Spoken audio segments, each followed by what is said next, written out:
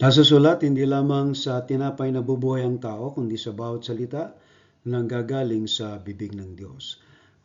Right? Kayo po ay nakatunghay sa ating serye ng thematic sermon of the Bible. At sa ating pananambahan ngayong ngayong gabi ay ating pong i-recite ang sumasampalataya.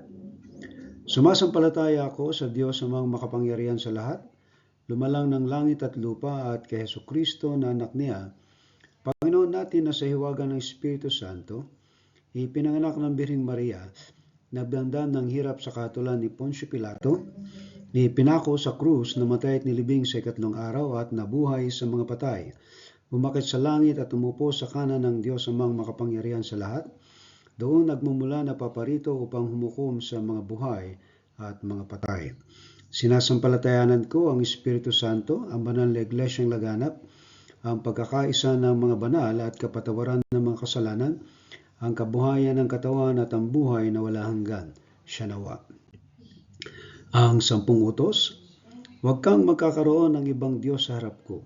Huwag kang gagawa para sa iyo ng larawang inanyuan. Huwag mong babanggitin ang pangalan ng Panginoong mong Diyos sa walang kabuluhan. Alalahanin mo ang araw ng Sabat upang ipangilin. Igalang mo ang iyong ama at ang iyong ina. Huwag kang papatay, huwag kang mangangalunya, huwag kang magnanakaw, huwag kang magbibintang sa iyong kapwa, huwag mong imbutin ang anumang bagay ng iyong kapwa. Pagpalain nawa ng Diyos ang kanyang mga salita. Alright? So, nasa thematic sermon of the Bible po tayo, at ngayon, ang ating pong aklat na tatalakayin ay ang aklat ng mga taga-Kolosas. Isa po ito sa mga liham ni Apostol Pablo na isinulat niya sa mga simbahan. Ang liham ni Pablo ay nabuo po o umabot po ng 13 na liham sa individual na Kristiyano o mananampalataya at mga simbahan. At ito pong Pauline letters na to ay to encourage churches. At itong aklat ng Colossus na tatalakayin po natin ay nagpapakita po ito ng katangian ni Kristo, kung ano si Kristo sa simbahan at sa ating buhay. Alright? So ang ating pong paksa na tatalakayin ngayon, si Kristo ang larawan ng Diyos at puno ng lahat ng nilikha. So kung kayo po ay may mga tangan na Biblia, ay mangyari lamang na makibuklat kayo sa akin sa aklat ng Colossus chapter 1 verse 15 hanggang 17. Colossus chapter 1 verse 15 hanggang 17. Okay? So ating pong basahin. Si Kristo ang larawan ng Diyos na di nakikita. Siya ang panganay na anak at pangunahin sa lahat ng mga nilikha. Sapagkat sa pamamagitan niya ay nilikha ang lahat ng nasa langit at nasa lupa. Nakikita man o hindi, pati ang mga espiritual na kapangyarihan, paghahari, pamamahala, at pamumuno. Ang lahat ay nilikha ng Diyos sa pamamagitan niya at para sa Kanya. Siya ang una sa lahat at sa buong sangsinukob ay nananatiling nasa kaayusan sa pamamagitan niya. Pagpalain ng Diyos ang kanyang mga salita, tayo po'y dumulog sa panalangin at naway mapagnilay-nilayan po natin ang mga talatang ito na binitawan ni Apostol Pablo patungkol kay Kristo. Let us pray. Dakilang naming Diyos, maraming salamat po sa iyo sa gabing ito, Panginoon, ng aming pananambahan. Aming dalangin ang aming mga kapatid na nakatunghay sa mga sandaling ito. Nanawa ang banal na Espiritu ang kumilos sa kanilang buhay at ipaunawa mo sa kanila, Panginoon, ang mga talatang ito na patuloy na magpapatibay at magpapaunawa sa kanila ng kanilang pagkakilala kay Kristo Jesus na Panginoon na kanilang tinanggap sa kanilang buhay. Salamat po, Panginoon, sa gabi ito. At nawa, O Diyos, ikaw po ang maitaas sa aming buhay at bilang pinuno o puno sa lahat, ang aming Panginoong Hesukristo, na siya ng aming tagapagligtas bilang panganay sa lahat. Nawa, Panginoon, ay makita namin ang larawan kay Kristo sa aming buhay, kung paano ang larawan ng Diyos ay nasa Kanya. Ama, dinadalangin po namin ang iyong pong kapangyarihan, ang iyong banal na Espiritu, na patuloy na magturo sa amin. At sa gayon ay patuloy kami na makapaglingkod ng walang takot sa aming Panginoon na kinikilala sa aming buhay. Pagpalain mo po ang bawat isa. Ito po ang aming dalangin sa ngalan ni Kristo na aming Panginoon. Amen. Alright? So muli, ay tingnan po natin ang background ng ating pong aklat na tatalakayin ngayon. Si Apostol Pablo po ang itinuturing na may akda ng aklat, kasama si Timoteo bilang katuwang dito po sa aklat ng Kolosas na kanyang nabanggit. Ano po ang layunin nito? Ang layunin po ng pagsulat, isinulat ni Pablo ang liham upang labanan ang mga maling katuruan na lumilitaw sa iglesia sa Kolosas. Partikular na po ang mga ideya na nagbabawas sa pagkadiyos at kasapatan ni Kristo. Layunin din niyang palakasin ang pananampalataya ng mga mananampalataya at ituro ang pagiging ganap kay Kristo.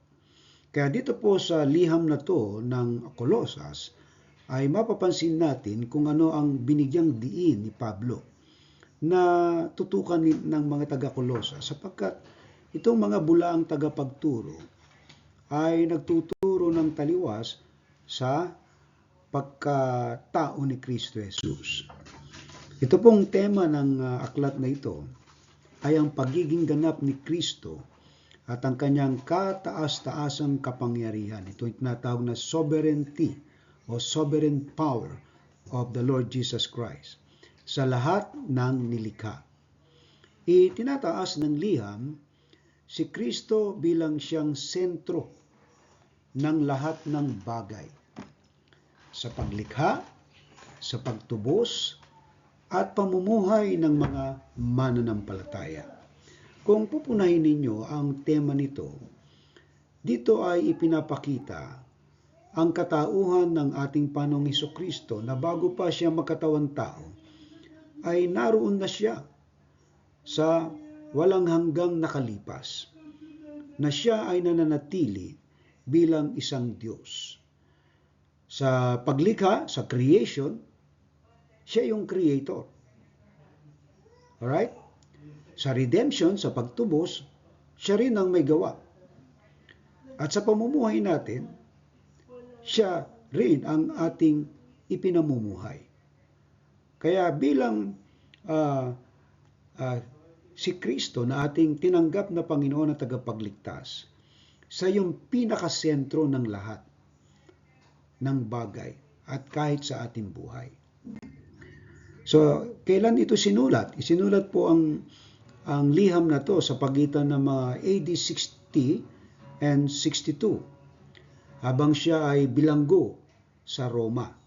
Alalahanin natin na si Pablo ay naroon sa Roma para idepensa ang kanyang sarili, sapagkat merong mga Hudyo na nagnanais ng kanyang pagkawasak, nagnanais na patigilin ang kanyang hangarin na may pangaral ang Ebanghelyo, na si Kristo ang kailangan na makilala ng mga tao.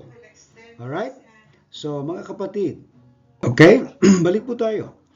So siya po ay nabilanggo sa Roma dahil nga po sa pagdidepensa niya ng Ebanghelyo. At ganun pa man, ay hindi po nawalay sa isip at puso ni Pablo na magturo pa rin doon sa mga mananampalataya na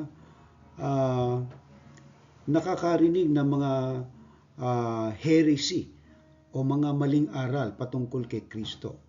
So dito sa aklat ng Kolosas ay ipinaliwanag niya kung sino at ano talaga si Kristo. Okay? So dito po sa mga pangyayari sa Colossus, ano po, yung balita tungkol sa kalagayan ng iglesia sa Colossus ay dinala ni Epaphras kay Pablo.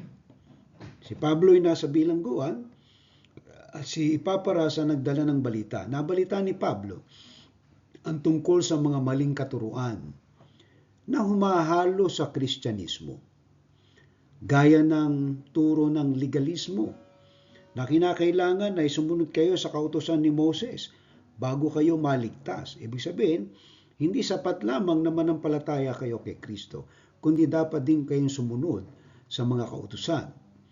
At ikalawa, yung pagsamba sa mga anghel ay kanya ring binigyan ng diin na itong pagsamba sa mga anghel ay pinagbabawal at ito'y hindi tugma sa katuruan ng Ebanghelyo patungkol sa pagkilala kay Kristo na sumasamba sa mga anghel. At ikatlo ay yung pilosopiyang Griego. So dahil sa panahong yun, ang tinatawag nating Hellenization o tinatawag na katuruan na mga Griego, that was during the time pa ni Alexander the Great na talagang i-Hellenize, kumbaga i-influence ang buong mundo ng pilosopiya ng mga Griego. At until such time na ang Palestine ay talagang influence pa rin ng tinatawag na Hellenization. At dito ay maraming mga Hudyo na lumaban, lalo na yung mga Makabayan, yung mga Maccabis. Sila yung mga grupo ng mga Makabayan na hindi sumang-ayon na i-influence sila ng pilosopiya ng mga Griego, sapagkat sila ay mga Hudyo, naniniwala sa isang Diyos, at ganun na lamang yung kanilang pagtutol. At dito, binigyan ni Pablo ng emphasis na itong mga turong ito ng mga philosophy ng mga Griego ay lesser doon sa tinuturo ni Kristo patungkol sa Ebanghelyo ng pananampalataya. So makikita natin yung laman ng kanyang liham at nakatutok ito doon sa katauhan ni Kristo kung sino talaga siya. Kaya pag sinuri natin yung tinuturo ng mga kautusan, yung legalismo, yung pagsamba sa mga anghel, at yung pilosopiya ng mga Griego na kumakalat doon sa simbahan ng Colossus, ay dito nagturo na siya patungkol kay Kristo. Okay? Now, ang recipient ng sulat na to ay ang mga mananampalatayang Kristiyano sa lungsod ng Colossus, isang maliit na syudad sa rehiyon ng Phrygia na ngayon ay bahagi ng modernong Turkey. Alright? So, yan po ay nasa Turkey, itong Colossus na to. Alright. So, i-analyze po natin yung talata na ating binasa kanina. Nabasa na po natin ang tinutukoy nito kanina at pwede niyong tutukan dun sa inyong mga Biblia ang ating binasang talata. So, ang unang analysis po natin dito, ano ba yung kahulugan ng pagiging larawan ng Diyos na di nakikita? Okay? Kung babalikan po niyo yung talata dyan, sabi dyan, si Kristo ang larawan ng Diyos na di nakikita. Alright? So, ang tanong natin kanina, ano ba yung kahulugan ng pagiging larawan ng Diyos na di nakikita ni Kristo? Ang sagot po natin dyan, ipinapakita po ng talatang ito na si Kristo ang ganap na representasyon o kapahayagan ng Diyos Ama na hindi nakikita ng tao. Sa pamamagitan ni Kristo, na ipahayag sa sangkatauhan ang likas na katangian at kapangyarihan ng Diyos. Okay? So, kaya yung nababanggit doon na larawan ng Diyos. Ibig sabihin, si Kristo. Kung ano yung imahe ni Kristo, ito yung imahe ng Diyos. Ngayon, Kung titingnan po natin yung salitang larawan, yan ba ay yung image na yan ba yung mukha? Pag tingnan natin yung mukha, may mga artist na gumuhit ng mukha ni Kristo yung pinanggalingan ng mukha niya ay isang dating anak ng pare na napakaamo ng mukha. And then after many years, pumangit na. Naging Judas ng mukha. So, it is not the picture na yun talaga si Kristo. At hindi nating masasabi na yun talaga, Kasi tayo 21st century, nangyari yan 1st century. So ano bang ibig sabihin nitong larawan na ito na nakikita? Ito yung katangian ng Diyos na nasa Kanya. Nakita natin yung kapangyarihan niya. Nakita natin yung tinuturo niya. Nakita natin yung kanyang katangian. Alright? At yan, yung mga katangian na nasa Kanya, talagang yung replika ng Diyos na larawan na hindi natin nakita, ay nakita natin sa katauhan ni Jesucristo. Sa Kanyang pag-uugali, sa Kanyang mga himala, sa Kanyang kapangyarihan, sa Kanyang ginawa. Okay? Ikalawa, bakit tinawag si Kristo na panganay sa lahat? Sabi doon, siya ang panganay na anak. Okay? At pangunahin sa lahat ng mga nilikha. Yung pong salitang panganay dyan, okay, ay hindi po nangangahulugang siya ay nilikha rin. Kundi ito po ay nagpapahiwatig ng kanyang kataas-taasang posisyon. Ito yung kanyang, kumbaga, sovereignty, yung kanyang status, pinakamataas. At karapatan bilang tagapagmana, tagapanguna sa lahat ng nilikha. Tandaan natin na si Kristo ay may dalawang nature. Siya ay Diyos at tao. Ngayon, kung susuriin natin to, paano nangyari yan? Meron bang ganun? Ang sagot meron. Ito na nga si Kristo. So kakaiba siya sa Diyos kasi tao siya. Kakaiba siya sa tao, bakit? Diyos siya. Merong two nature, pero one person. No confusion, no separation, no mixture. So, iisang kataon pero may dalawang nature. Ang tanong ay, posible ba? Posible, nangyari na nga Walang iba kundi si Kristo. So, tinawag siyang panganay sa lahat ng mga nalikha. Okay? Dahil siya ang una sa ranggo at layunin ng lahat ng nilikha. Okay?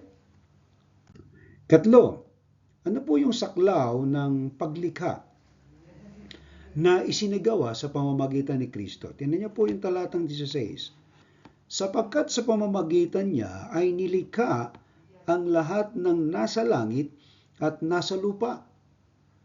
Yung saklaw po ng creation na isinagawa sa pamamagitan ni Kristo. Lahat ng bagay, nakikita at di nakikita, nasa langit at nasa lupa, ay nilikha sa pamamagitan niya. Kabilang dito ang espiritual na kapangyarihan, tulad ng mga paghari, pamamahala at pamumuno. Walang nilalang o pwersa na hindi saklaw ng kanyang paglikha. Ibig sabihin, sa kanya nag-emanate lahat, sa kanya lumabas lahat. Alright? Kaya pag titingnan po natin lahat ng creation, grabe, iisipin mo kung paano nangyari yan. Alright? Katulad na lamang, ihalimbawa natin ang Milky Way Galaxy. Kaya mga scientists patuloy na nag-aaral at nadidiscovery nila na there are billions of galaxies in the universe and Milky Way is only one galaxy in the universe. And our solar system is in the Milky Way. Imagine kung isang galaxy lang yan, kung billion galaxy ang meron sa universe, napakalaki niyan, massive. Hindi mo masusukat sa laki. Ang tanong, paano niya nilikha? Ang sagot, sa kapangyarihan niya. Kaya lahat nagmula sa kanya eh. Siya yung sentro ng lahat. Umiikot ang mundo dahil sa kanyang kapangyarihan. Imagine mo, no? Sa solar system natin, kung kayo nag-aaral ng science, malalaman ninyo that our Earth, our planet Earth, revolving around the sun within 365 days. And who is in control? Jesus Christ. A single second na tumigil ang pag-ikot ng mundo, patay tayong lahat. Amen. Pero hindi ginagawa ng Diyos pahintuin yan kasi mamamatay tayong lahat. Dependent sa kapangyarihan ni Kristo ang lahat. Kaya mamamangha ka eh. Yung Panginoon mong tinanggap sa buhay mo, siya rin ang may control sa buhay mo. Alright? So yan yung saklaw ng kanyang creation, yung kanyang paglikha. Hindi malilika ang lahat ng bagay kung wala siya. John 1:3. Right?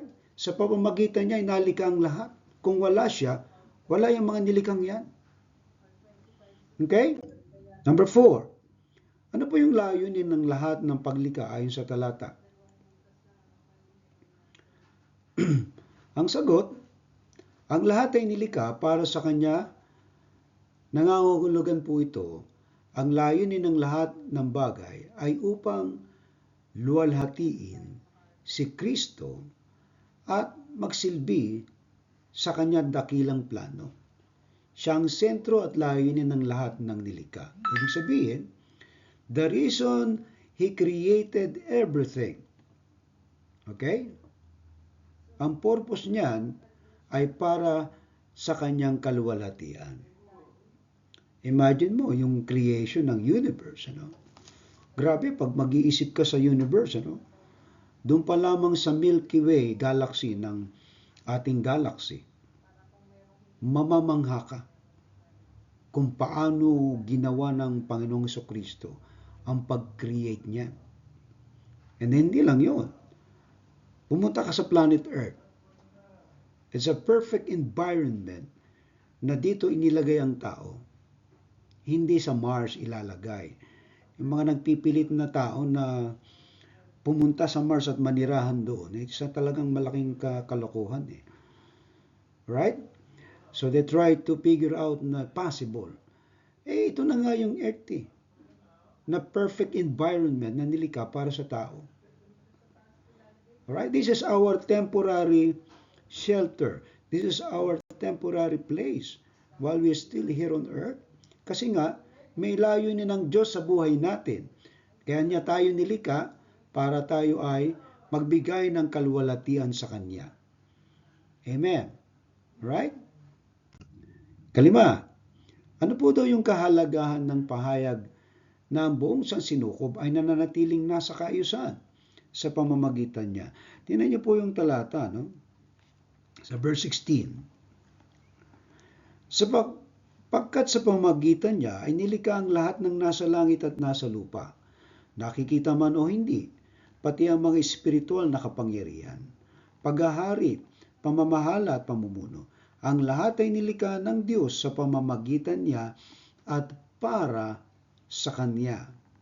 Siya ang una sa lahat at ang buong sansinukob ay nananatiling nasa kaayusan sa pamamagitan niya. You see that?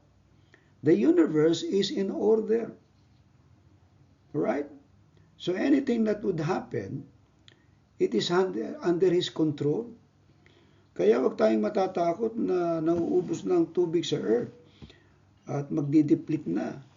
Hello? Right? Saan kayo nakakita ng mga ibon na namatay sa gutom? Yung ginutom pwede. Ang ibig lamang sabihin niyan, yung providence ng Diyos sa kanyang creation, hindi kulang, hindi nagkukulang. Kung ang providence ng Diyos, yung biyaya niya, kaya umiikot ang takbo ng mundo, patuloy nang umiikot hanggang ngayon.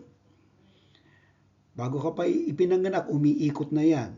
Mamamatay ka, umiikot pa rin hanggang ngayon. Because of His providence, under His guidance, under His will. At yan ang tinatawag nating kapangyarihan ng ating Panginoong Jesucristo. Ngayon, sasabihin itong mga tagapagturo na si Kristo ay kumbaga lesser God. Kumbaga para isa lamang sa mga angel. Alright? Which is napakalayo. Kasi ang tinuturo ni Pablo, yung pagkakilanlan, si Kristo ay Diyos. Siya yung larawan ng Diyos. Nakita natin ng Diyos, kumbaga nakita mo na ang Diyos kapag nakita mo si Kristo. Naroon yung perfect image. Yung tinatawag nating icon. Alright? So, yung tanong natin, ano ba yung kahalagahan nito? Ay, maayos ang takbo ng universe. Imagine mo, itong maliit na planetang Earth, dito tayo nakatirang mga tao. Nasa order, nasa ayos. Tapos yung mga tao, ginugulo ngayon. Kung gusto nila ngayon mangyari, yung mga bakla, ay okay lang, yan ang gusto nila. Bigyan natin ng laya. Kasi ang mga Griego, ang feeling nila, what you feel, gawin mo. Kalayaan freedom Pero hindi po yan ang tinuturo ng Biblia na kung anong maramdaman mo, paano kung maramdaman mo na ikaw ay lalaki, babae ka naman. So, ibig sabihin, magiging bakla ka. O magiging tomboy. Hello? Kaya okay lang na mag-asawa ang bakla sa kapwa lalaki. Nasa order ang creation ng Diyos. Kaya yung babae para sa lalaki. Alright? Hindi yung babae sa babae at lalaki sa lalaki. So because of this philosophy na itinuturo ng mga Griego with regards sa kung ano yung pili mo. Kasi may mga philosophy sila Pwede ka magnakaw, huwag ka lang papahuli. Ano sa palagay nyo? Kasi pag nahuli ka, bawal. Pero yung hindi ka magpapahuli, okay lang, hindi ka nahuli. And that's not it. Hindi yan tinuturo ng Biblia Kaya maraming turo ng mundo na taliwas sa tinuturo ng banal na kasulatan, lalong-lalo na sa pagkakilala kay Kristo. Si Kristo ay hindi lamang tao, siya ay Diyos na nagkatawan tao. At ang maganda pa rito, yun nga, namatay siya sa krus para tubusin tayo sa kasalanan. At ngayon, tinanggap natin si Kristo sa buhay natin at tayo ay kanyang binabago. Walang overtime na pagbabago. Dahan-dahan po yan. Kasi tayo ay nakultured ng kasalanan Mula pa doon sa sinapupunan ng ating ina, hanggang sa lumabas tayo, yan ang ating buhay, kasalanan. Pero dahil tayo ay isa sa mga pinili ng Diyos para maligtas, at si Kristo ang ating Panginoon tagapagligtas, nagiging realidad na si Kristo ngayon na tayo ay makakatulad ni Kristo pagdating ng takdang panahon. Kasi babaguhin tayo Pagka dumating siya, yung second coming niya, ayun, magkakaroon tayo ng resurrection body, katulad ng kanyang katawan. Kaya mapalad ka kung ikaw ay naki Kristo kasi may pangako ang Diyos sa iyo. Makakasama ka ng Diyos sa buhay na walang hanggan. Alright? So everything is in order. Hindi magulo. Ang tao lang ang magulo at ang dyablo ang nagpapagulo sa buhay ng mga tao. Kaya kung papakinggan natin tinuturo ng Biblia, mas magiging maliwanag sa atin kung ano magiging takbo ng ating buhay. Taliwas po ito sa tinuturo ng mundo. Amen. Right? So, ang ating paksa, si Kristo ang larawan ng Diyos at puno ng lahat ng nilikha. Pag sinabi natin puno, siya yung head. At ibig lamang sabihin niyan, sa Kanya lahat nagmula. Ibig sabihin, kung sa Kanya nagmula, siya ang creator. Naintindihan po? Nilikha niya ang lahat ng bagay mula sa wala. Saan ka nakakita ng ganon? Na yung Diyos na tinasamba mo na nagkatawang tao dahil sa pagmamahal niya sa iyo, inabot ka niya. Imagine mo, no? Siya yung Diyos na galing sa langit na nagkatawang tao para abutin tayong mga tao. Ngayon, nangyari na. Mabuting balita na. May pag-asa ang tao sa buhay na walang hanggan. Dahil kay Kristo. Ganon ang pagmamahal ng Diyos sa kanyang mga nilikha. Ayaw niyang mapahamak ang lahat ng tao. Gusto nga niya makarating sa kaligtasan eh. Pero tanong, lahat ba ng tao maliligtas? Ang sagot, hindi. Kasi nga, may laya tayong tumanggap at may laya tayong tumanggi. Pero, kung ikaw ay isa sa mga pinili ng Diyos at ikaw ay na born again, hindi mo tatanggihan ang kaligtasan kasi yan ay naiintindihan mo. Yung mga yung mga tumanggi sa kaligtasan dahil ang kanilang mga espiritu ay nanatiling patay. Kaya, napakabuti ng Diyos kung titingnan natin yung biyaya niya. Talagang tayo ay ninanais ng Diyos na maligtas at makilala siya ng lubusan. Kaya sa tuwing tayo nag-aaral ng salita ng Diyos, ay tumataas ang ating spiritual intelligence. Ibig sabihin niyan, mas nakikilala natin ng Diyos, ang katwiran, ang kabutihan, at ang kanyang kapangyarihan. At doon nabubuo na sa puso at isipan natin na talagang tayo ay kailangan na maglingkod sa Kanya. Kasi ipinakita niya sa iyo na siya yung dahilan kaya ikaw ay meron ng layunin ng buhay. Amen po. Kung ikaw ay nag-i-exist lamang at walang layunin ng buhay mo, walang sigla ang buhay. Walang direksyon. Pero dahil si Kristo ay nasa iyo, meron ng layunin ang buhay mo. Meron ng direksyon. At alam mo ang dahilan kung bakit ka nag-i-exist. Yan ay para sa kanyang kaluwalhatian. Mapalad ka kung ikaw ay nasa kanya. Sapagkat ang pangako ng buhay na wala hanggan, ang katuparan ng buhay, kasiyahan ng buhay ay nasa kanya. Amen? So, tanong, paano makikilala si Kristo? Ayan. Mga kapatid, yung tanong na paraan na paano? Ang Diyos ang gumagawa nito. Kaya grabe ang biyaya ng Diyos. Ano?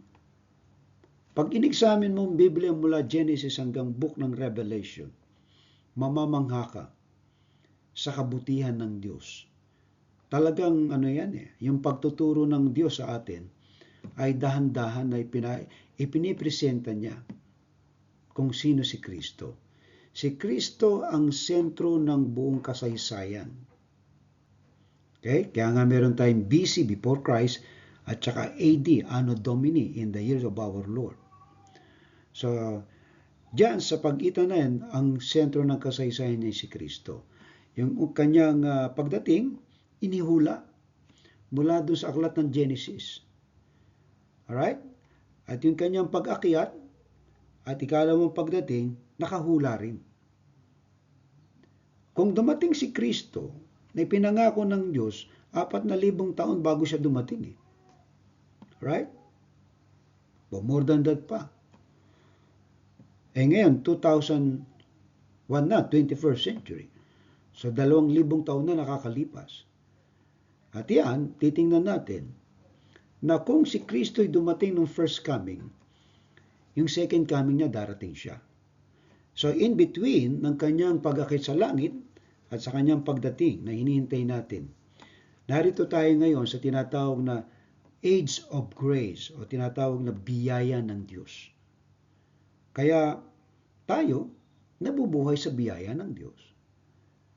Alright? Kung tayo man ay naligtas dahil sa biyaya ng Diyos. Kung tayo man ay lumalago sa ating pananampalataya dahil sa biyaya ng Diyos.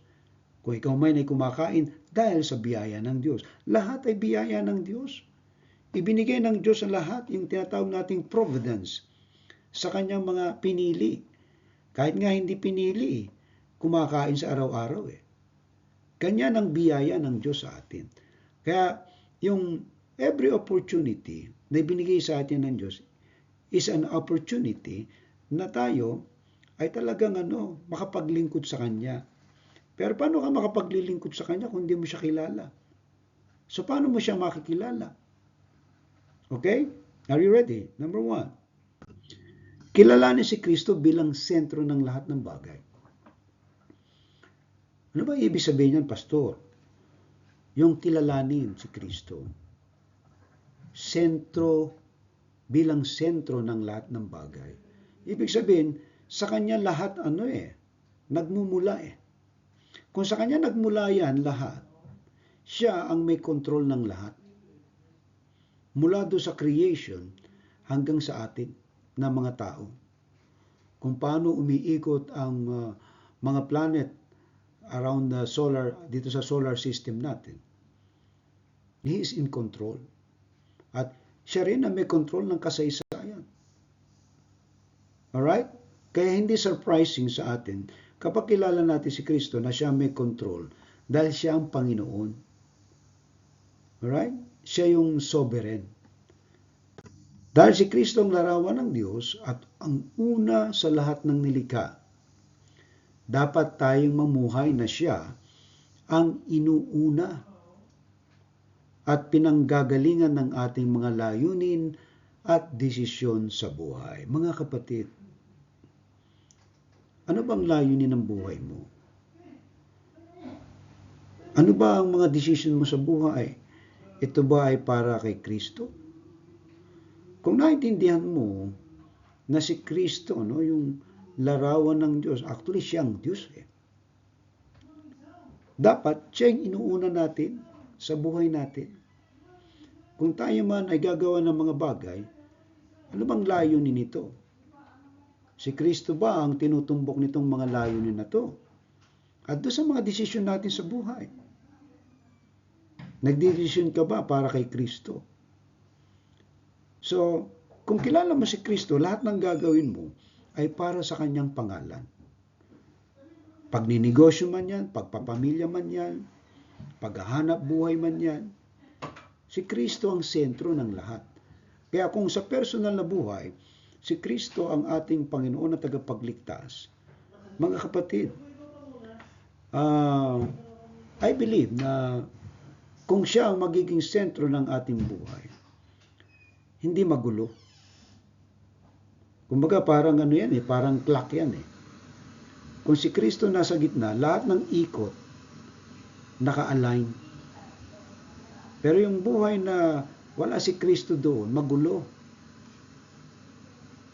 Alright? So kaya kung siyang uunahin natin, magiging maayos ang buhay natin kasi kilala natin Ang tanong, kilala mo ba si Kristo? Sino ba siya? Hindi po yung Kristo na sabungan, kundi si Kristo na ating pinagdiriwang ngayong Holy Week. Imagine mo, taon-taon isineselebrate natin ang Holy Week. That Jesus Christ died on the cross for the salvation of our soul. Ewan ko lang kung hindi nagre-resonate yan sa mga tao. Nagse-celebrate sila ng Holy Week, ng Christmas. Pag tinanong mo kung sakali bang mamamatay ka, tiyak mo na bang sa langit ka pupunta? Ang sagot, ay walang nakakaalam niyang pastor. Hindi mo kilala si Kristo. Dahil kung kilala mo si Kristo, ay may katiyakan ka sa buhay na walang hanggan. Amen. Ngayon, kung sasabihin mong walang nakakatiyak, walang nakakaalam niya, ay ibig sabihin yan, ay talagang hindi mo siya kilala. Kaya salamat sa Lord. Kaya kung kayo nagbabasa ng Bible, nakikinig ng mga salita ng Diyos, ay mas makikilala mo siya. Kung ikaw ay sumisimba, ayan ay bahagi ng layunin ng ating buhay. Yung pagdesisyon sa araw-araw, napaka-importante. Lalo na yung desisyon na magbasa ng Bible sa araw-araw. Paano pagkalinggo? Yung desisyon na sumamba ka. Alright? So diyan, nagpapakita na kapag ang layunin at desisyon mo sa buhay nakaangkla kay Kristo, doon mo nakikilala siya. Dahil siya ang inuuna mo. Hindi siya panghuli, kundi una sa lahat. Right? Sa iyong finances, sa iyong interest, sa iyong relationship, sa iyong skill, at sa iyong oras. Siya ang una sa lahat. Doon. Okay? Na nagpapatunay na kilala mo siya kapag siya yung nauna sa lahat. Kaya dito, ang tanong natin, yung paano mo makikilala siya? Bigyan mo siya ng priority sa buhay mo. Lalong-lalo na sa finances. Kung tayo ba ay nagtatay, so nagbibigay ng offering. Pagka sumweldo, ay ubos na ang lahat bago bibigay natin yung ano na lang, yung kung anong natira. Hindi una si Kristo dyan. Mga kapatid, kahit po sa ating mga interes sa buhay, kung sa mga interes mo sa buhay, si Kristo ay wala doon, walang layunin ito. Kaya sa ating mga desisyon, napaka-importante na isama natin na yung ating ginagawa, si Kristo ang naroon. At nagpapakita yan na kilala mo siya. Alright? Ikalawa, yung una, kilalanin si Kristo. Paano mo siya makikilala? Kinakailangan magbasa ka ng Bible, sumamba ka, mag-aral ka, manalangin, magkaroon ng pananampalataya sa kapangyarihan ni Kristo sa ating mundo. Mga kapatid, planet Earth ay isa lamang sa mga isa lamang sa mga planet na umiikot around the sun, na na-discover ng science. And it is only one galaxy, the Milky Way. Our solar system is very vast. Pero kapag tiningnan mo, ang dami pa palang galaxy. Grabe, Hindi mo masusukat ang creation. Infinite. Si Kristo naroon na, kasi siya nga yung creator So ngayon, pinagdudahan pa si Kristo. Tao lang daw siya. Ibig sabihin, itong mga taong ito na tinutulig sa si Kristo na tao lang, wala talagang pagkakilala kay Kristo. Ibig sabihin, walang pananampalataya sa kanyang kapangyarihan. Dahil kung tunay nga nagbabasa ng Biblia, di sana nabasa nila itong sitas na to. Sa pamamagitan niya, nalika ang lahat ng bagay. Alright? Ang mundo. Etong mundo, nasa ayos kasi siya ang Panginoon. Sa lahat ng institusyon na meron tayo sa ating lipunan, may masasabi si Kristo. Right? Yan man ay sa simbahan, yan man ay sa pamahalaan. Mga kapatid, si Kristo ay parehong naghahari sa mga pamahalaan ng mundo at pamahalaan ng simbahan. Hindi po hiwalay yan. Yan man ay civil authority o yan man ay religious authority or church authority. They are accountable to the Lord Jesus Christ. Yung mga tao na nasa politika, akala nila silang may-ari ng kanilang pamamahala. Yan ay binigay lang din sa kanila. Pero may kapangyarihan talaga ay ang ating Panginoon. Kaya kung magkakaroon tayo ng pananampalataya sa kapangyarihan niya, yung mga tao po kasi nakakaunawa kung sino si Kristo. They serve Him in that capacity na kahit na nasa gobyerno, si Kristo pa rin ang kanilang Panginoon na sinasamba at pinaglilingkuran. Right? Unlike po doon sa mga politiko na hindi nila naiintindihan kung kanino sila naglilingkod. Ang kanilang mga sinasabi, para sa bayan. Hello? Para sa bayan bang? Para sa sarili mo yan. Right? It is the Lord Jesus Christ who is in charge of all. Right? Government. Ano man sistema ng gobyerno yan na pinili ng tao? Kasi may choices ang tao Kung gusto nila ng republic, democratic, oligarch, o sabihin natin communistic leadership. So those were under the authority of the Lord. Maliban lamang doon sa mga evil policy. They are all accountable to God. Okay? So, yung pagkakaroon ng pananampalataya sa kapangyarihan ni Kristo sa ating mundo. Dahil sa kanyang nilikha ang lahat, makikita man o hindi, pati mga pamahalaan at kapangyarihang espiritual. Tandaan niyo po, no? Okay? Pati kapangyarihang espiritual. Dapat tayong matutong magtiwala na kontrolado niya ang lahat ng bagay. Kahit ang mga di nakikitang kalaban ng ating pananampalataya. Yung tinatawag nating mga pamahalaan, kapangyarihan sa himpapawid, principalities, right? They are subject to Christ. Sila'y susunod pa rin sa kapangyarihan ni Kristo. So, ibig sabihin, kung siya ang may kapangyarihan, and what is Satan? Ano ba si Satanas? Pwede ba siya lumaban sa Diyos? He cannot fight against God. Alright? Ang kalaban niya tayo, mga tao, kasi naiinggit siya sa atin. Alright? Mga kapatid, ito ang ikalawang puntos natin. Kung lahat ay nilikan niya sa pamamagitan niya, nalikan lahat ng bagay. Siya ang may kapangyarihan. Sa kanya nagmula yan eh. At lahat sila magsusulit sa kanya. Alright? Mga gobyerno man sa mundo o simbahan man, siya ang may-ari, hindi tayo. Tayo mga managers lang tayo na inassign niya eh. Alright? Kaya dapat tayong matutong magtiwala na kontrolado niya ang lahat ng bagay. Hindi siya out of control. Kaya yung mga kinatatakutan ng mga tao na ganito mangyayari, ganito, etc., etc., bla bla bla. Yung mga walang pananampalataya sa kanyang kapangyarihan. Amen. Kaya darating ang panahon, lahat ng yan magsusulit eh. Kahit nga yung mga anghel na mga nagrebelde, hahatulan sila.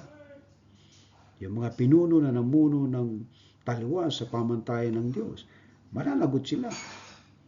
Kung sila yung mga nagnakaw sa gobyerno at ninakaw nila ang pera, pananagutan nila sa Diyos yan.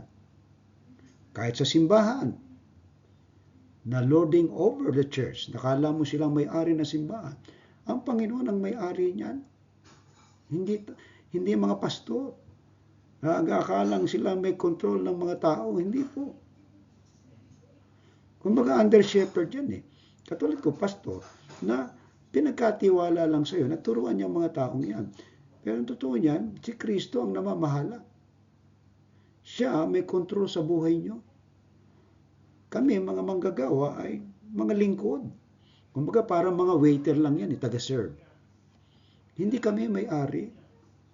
Kaya mga pastor na nag-aakalang silang may-ari ng simbahan, nakapagpatayo ng kalalaking mga katedral, they own the glory. Ay talagang malaking ano yan. Malaking insulto sa kapangyarihan ni Kristo. Dahil kung si Kristo ang may-ari ng lahat, lahat ay sa Kanya. Kumbaga yung mga taong yan, mga nagtayo ng simbahan, ng mga ministeryong yan, mga katiwala lang yan. Hindi silang may-ari.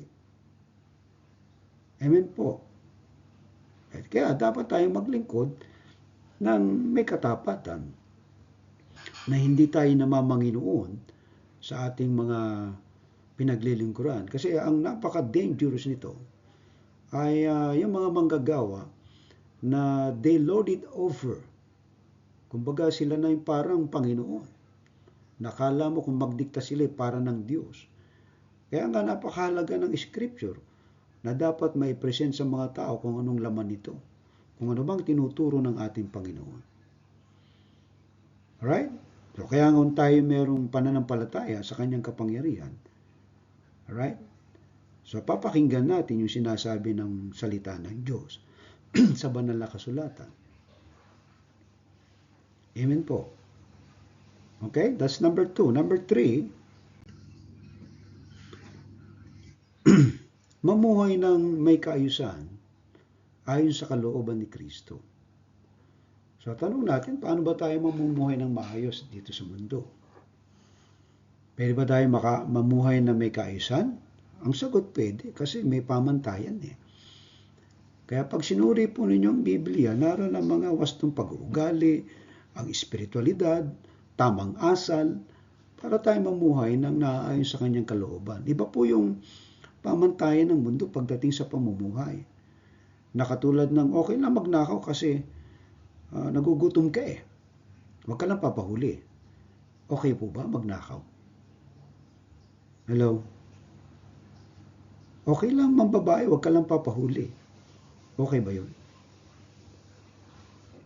Mga kapatid, ang turo ng mundo taliwas sa tinuturo ng Biblia. Kaya kung gusto natin mamuhay na may kaayusan ayon sa kalooban ni Kristo, Biblia ang pundasyon natin. Tingnan niyo po, sapagkat ang sansinukob ay nananatiling maayos sa pamamagitan niya. Tingnan niyo po, ang sansinukob, ang universe, maayos. Tingnan na lang niyo sa ating galaxy. Sumisikat ang araw, lumulubog. Alam natin, pagdating ng hapon, lulubog ng araw. Pag kinaumagahan, sisikat na naman to. Hindi baga order yan. Eh ngayon, ginulo ng tao. Naging disorder. Alright? Gusto nila yung mga bakla ay mag-asawa. No? Gusto nila yung mga tomboy. Ayun, asawahin ni babae rin. So, kaayusan ba yan? Okay? So, maraming bagay na hindi maayos kasi wala nga si Kristo doon sa buhay nila. Kaya ang pamantayan natin ng maayos na pamumuhay, titingnan natin na hindi disorder ang creation. Nasa order yan. Kaya wala tayong dapat ikatakot na sinasabi ng mga scientists na magugunaw ng mundo pagdating ng 2050 kasi nauubos na ang power ng sun. Pagka ganun, walang control si Kristo. Tandaan natin, Jesus Christ is in control of the universe at lahat na nangyayari dyan ay maayos. Kaya kung lahat na ay maayos, gusto rin ng Diyos mapaayos ang buhay natin. Right? Sapagkat ang sansinukob ay natin maayos sa pamagitan niya, tayo rin ay tinatawag na mamuhay sa kaayusan. Sa ating pamilya, dapat maging maayos. So lahat ba ng pamilya nagiging maayos? Iba nga, dahil nga nag-asawa sila ng bakla, gusto na rin lang magkaroon ng pamilya. So, anong ginawa nila ngayon? Nag-ampun ng aso at sila daw ay pamilya. Ewan ko kung paano natin titingnan yung kaayusan niyan. Yung mga bakla ay, yun nga, kumuha ng surrogate mother and then may anak, pamilya na sila. Tingnan natin kung nasa ayos.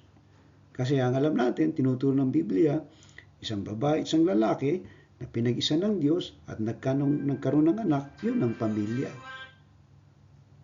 Okay? Ganun din sa ating trabaho. Kung ating trabaho pinag-aayos natin, pinagbubuti natin, ay talagang magkakaigi tayo at magkakaroon ng tinatawag nating tagumpay at kasaganaan doon sa ating hanap buhay. Kaya isa ng ating pananampalataya, hindi pwedeng magkamali ang Biblia sa tinuturo nito. Kung nagkakamali man, yung tao, nagkamali ng unawa, pagkaintindi, pagdating sa banal na kasulatan.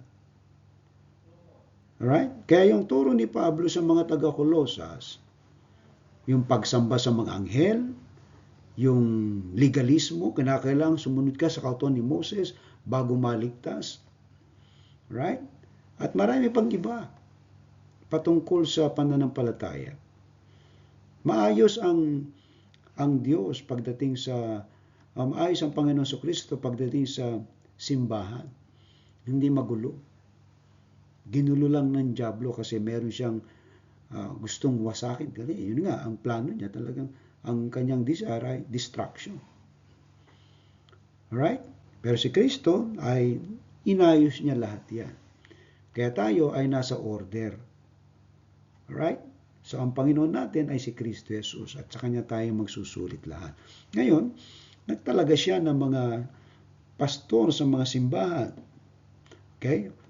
Mga pinuno sa pamahalaan para maging maayos ang takbo nito. Pero siya pa rin ang Panginoon ng lahat ng ito. Kaya bilang pagsunod sa Kanyang pamumuno, ay tinatawag tayong mamuhay na may kaayusan. Kaya kung magtatanong tayo sa ating mga sarili, maayos ba ang ating pamumuhay? Maayos ang pamumuhay mo kung sumusunod ka sa kalooban ng Diyos. Hindi maayos kung ang buhay mo ay sala doon sa pamantayan na itinakda ng Diyos. Amen po. Sa pagpapamilya, sa trabaho, sa pananampalataya. Right? Nagiging maayos yan kung titingnan natin ang pamantayan ng Diyos patungkol sa ating buhay. Lalo na sa ating pamumuhay. Right? Now, ano po yung ating challenge ngayon dito, mga kapatid? Kaya ba nating kilalanin na si Kristo ang may control sa lahat? Kasi kung kikilalanin natin siya may control ng lahat, ay sa Kanya tayo nagtitiwala, na umaasa na ang lahat ay magiging maayos kasi siya nga ang may control ng ito sa pamahalaan at sa simbahan. Okay? Dahil siya ang ang King of Kings and Lord of Lords. Ikalawa, kaya mo bang sampalatayan na ni si Kristo ang may control sa ating mundo? Right? So, hindi po by chances o tinatawag nating random, nagkataon lang ang pangyayari sa mundo. Kaya ngayon naniniwala na ang tao ay galing sa unggoy, ibig sabihin yan, walang pagkakakilala sa Diyos yan. Yung mga hindi naniniwala na may Diyos, ibig sabihin, mga patay ang espiritu niyan. So ang Biblia nagtuturo patungkol sa Diyos, yung pagkakilala sa Diyos. Kaya makikilala natin ang Diyos kung makikilala natin si Kristo dahil siya ang larawan ng Diyos. Siya yung nagkatawang tao. Ngayon, nangyari na, 2,000 taon na nakakalipas, yung mensahe ng kaligtasan hindi nagbabago. Si Kristo pa rin ang kailangan ng tao sa mundo para sila ay maligtas, para sila ay magkaroon ng layunin ng buhay, para sila ay sumaya ang buhay. Kung wala si Kristo, walang kabuluhan ng lahat ng bagay na maaari mong marating sa buhay. Katlo, kaya mo bang ayusin ang buhay mo ayon sa kalooban ni Kristo? So kakayanin kasi may pamantayan kung susunod lang tayo Lalong-lalo na ang banal na kasulatan kung nagbabasa kayo nito araw-araw ay magiging maayos ang buhay nyo. Kasi nga, narito ang salita ng Diyos, yung kalooban niya para ito yung pamantayan natin sa buhay. Ito yung nagturo sa akin sa buhay. At ito rin in-encourage sa akin ng nanay ko magbasa ng Biblia. Doon lang ako nagsimula. Imagine mo, pag nagbasa ka ng Biblia, grabe ang tinuturo niyan. Tatalino ka talaga. Talagang mapapalapit ka sa Diyos ng malapit. At magiging mapayapa ang buhay mo. Kasi nga narito ang unlimited wisdom from God. At hindi na natin kinakailangan managinip pa o tayo kausapin sa kuweba na ito ang kalooban ng Diyos. Hindi, nasa Biblia. Kaya pag nagbasa kayo ng Biblia, dito nyo malalaman kung sino at ano si Kristo. Si Kristo ang Diyos na nagkatawang tao, siya yung lumikha ng lahat ng bagay sa universe. Walang bagay na hindi niya nilikha. Kaya dapat sa Kanya lamang mauwi ang pagsamba at paglilingkod. Amen. Kaya kung kayo sumasamba sa Kanya at naglilingkod, doon kayo nagiging mapayapa ang buhay. At ibig sabihin niya, nakikilala niyo si Kristo kung ano siya sa inyong buhay. Pagnilayan mo to. Kung si Kristo ang sentro ng lahat ng bagay mula sa langit, sa lupa, pamahalaan, at espiritual na kapangyarihan, nararapat lamang na siya rin ang sentro ng ating buhay. Amen. Dapat siyang sentro ng buhay natin. Ang tanong, si Kristo ba ang sentro ng buhay mo? Kung hindi si Kristo ang sentro ng buhay mo, magulo. Yung iba, sentro ng buhay nila ay yung kanilang kapwa. Yung iba ay trabaho. Yung iba ay relasyon. Nung mawala na yung kanilang trabaho, relasyon, windang na at wasak na ang buhay nila. Pero kung si Kristo ang sentro ng buhay mo, maayos yan, tumatakbo ng maayos. Kaya kailangan natin si Kristo sa buhay natin. Amen? So tayo manalangin. Dakila naming Diyos, salamat po sa iyo sa gabi ito. Aming dalangin, Panginoon, ang aming mga kapatid ay napagpala ng mensaheng ito ng pagkakilala kay Kristo na aming Panginoon at tagapagligtas. Aming dinadalangin, Ama, na ikaw po patuloy na manguna sa amin. Aming dalangin, Panginoon, na pagpalain mo po ang aming mga kapatid na lumalim pa ang pagkakilala nila kay Kristo, na siyang Panginoon at tagapagligtas ng kanilang buhay. Dinadalangin po namin ito sa pangalan ni Jesus. Amen. Alright, mga kapatid, kung kayo po ay napagpala, ay pwede po kayong magbigay ng yung tithes and offering kay Sister Merlinda, yung ating pong treasurer. And then let's pray na by this coming October ay makauwi ako sa kalooban ng Diyos at maraming mga bagay na pwede nating ipanalangin sa Panginoon. Ano po? Yung gawain dyan sa Pilipinas at ganoon din naman yung ating mga kapatiran, na yung mga scholars natin na magpatuloy sila, ay natutuwa ako at may mga scholar tayong mga nagkakaroon ng mga honors, ipagpatuloy ninyo yan at yan ay biyaya ng Diyos at yan ay may magandang mararating kung kayo magpapatuloy. Kaya yung nagbibigay ng allowances sa inyo ay natutuwa rin kapag kayo ay talagang nagsisikap sa inyong buhay na kayo'y matuto at mapabuti. Alright? So, let's pray. Panalangin natin ang offering na kayo ay mapagpala at ibalik sa inyo ng doble at liglig at umaapaw ang mga kaloob na ipagkakaloob nyo sa Panginoon. Okay? Let us pray. Lord, we pray na bless mo po ang aming mga kapatid sa kanilang offering. We pray, Father God, Lord, that Jesus Christ ang sentro ng kanilang buhay. Na sa Kanya maglingkod at sa Kanya ay iunahin ang lahat para sa Kanya. Salamat, Panginoon, sapagkat si Kristo na aming Panginoon tagapagligtas ay realidad sa aming buhay. Aming dalangin, Panginoon, na ikaw po magpapala sa bawat isa. Ito po ang aming dalangin sa pangalan ni Jesus. Amen. Okay, sa ating pangwakas sa panalangin, ang ating pong doxology, awitin natin.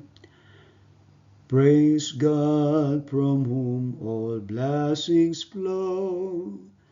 Praise Him, all creatures here below. Praise Him above, ye heavenly hosts. Praise Father, Son, and Holy Ghost. Amen.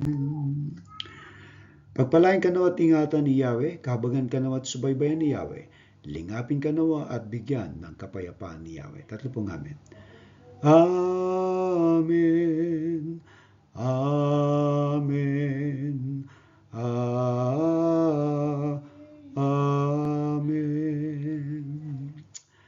Magandang gabi sa inyo lahat. Mayo kayong mapayapa at magkita-kitang muli tayo sa susunod na linggo. So we have a daily devotion from Tuesday, Wednesday, and Thursday, Philippine version.